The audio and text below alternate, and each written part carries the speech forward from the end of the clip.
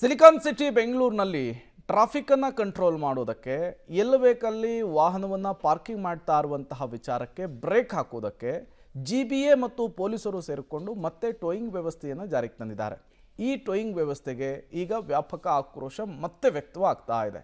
ಯಾಕಾಗಿ ಅಂದ್ರ ಇಲ್ಲಿದೆ ನೋಡಿ ಡೀಟೇಲ್ಸ್. ₹1000 ಹೆಚ್ಚಿದ ಟೋಯಿಂಗ್ ದರ, ಟೋಯಿಂಗ್ ಬರೆಗೆ ಬೆಚ್ಚಿದ ವಾಹನ ಸವಾರ, GBA ವಿರುದ್ಧ ಖಾಸಗಿ ಸಂಘಟನೆ ಕಾನೂನು ಸಮರ. ಬೆಂಗಳೂರಿನಲ್ಲಿ ಶೀಘ್ರ ಗ್ರೇಟರ್ ಬೆಂಗಳೂರು ಪ್ರಾಧಿಕಾರ ಮತ್ತು ಟ್ರಾಫಿಕ್ ಪೊಲೀಸ್ ಜಂಟಿಯಾಗಿ ಟೋಯಿಂಗ್ ಆರಂಭಿಸಲು ರೆಡಿಯಾಗಿದ್ದಾರೆ. ಈಗಾಗಲೇ GBA ವ್ಯಾಪ್ತಿ 5 ನಗರ ಪಾಲಿಕೆಗಳು ಟೋಯಿಂಗ್ ವೆಹಿಕಲ್ ಖರೀದಿ ಮಾಡಿವೆ, ಟೋಯಿಂಗ್ ಆರಂಭಿಸಲು ಪ್ಲಾನ್ ಮಾಡ್ತಿವೆ. ಈ ಮಧ್ಯೆ ಟೋಯಿಂಗ್ ಚಾರ್ಜಸ್ ವಾಹನ ಸವಾರರನ್ನ ಬೆಚ್ಚಿ ಬೀಳಿಸುತ್ತಿದೆ. ಹೌದು, 4 ವಾಹನಕ್ಕೆ ಟೋಯಿಂಗ್ ಚಾರ್ಜರ್ ₹1000 ಇದ್ರೆ ದ್ವಿಚಕ್ರ ವಾಹನಕ್ಕೆ ₹500 ನಿಗದಿ ಮಾಡಿದೆ. ಪ್ರತ್ಯೇಕವಾಗಿ ವಾಹನ ಸವಾರರು ₹500 ಟ್ರಾಫಿಕ್ ಫೈನ್ ಕಟ್ಟಬೇಕಿದೆ. ಇದು ತುಂಬಾ ದುಬಾರಿ ಅಂತ ಖಾಸಗಿ ಸಾರಿಗೆ ಸಂಘಟನೆಗಳ ಒಕ್ಕೂಟ ವಿರೋಧ ಮಾಡಿದೆ. ಟೋಯಿಂಗ್ ವಾಹನಗಳವ್ರು ಏನು ಮಾಡ್ತಾ ಇದ್ರು ಅಂತಂದರೆ, ಈ ₹50 ₹100 ಜೊತೆಗೆ ಅವ್ರು ₹500 ಕಿತ್ಕೊತಾ ಇದ್ರು.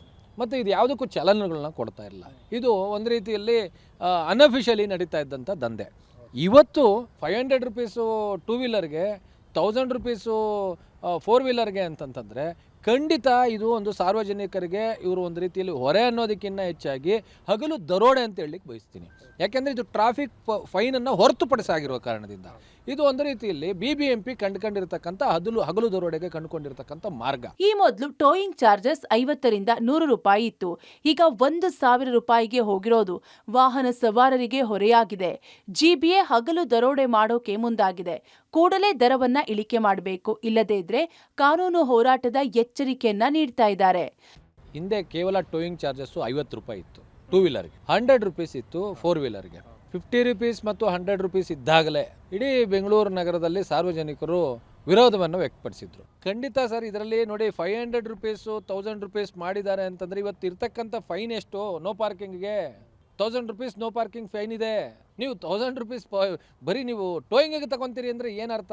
ದೊಡ್ಡ ಮಟ್ಟದಲ್ಲಿ ಅವ್ಯವಹಾರಕ್ಕೆ ಇವರು ಕೈ ಹಾಕಿದ್ದಾರೆ.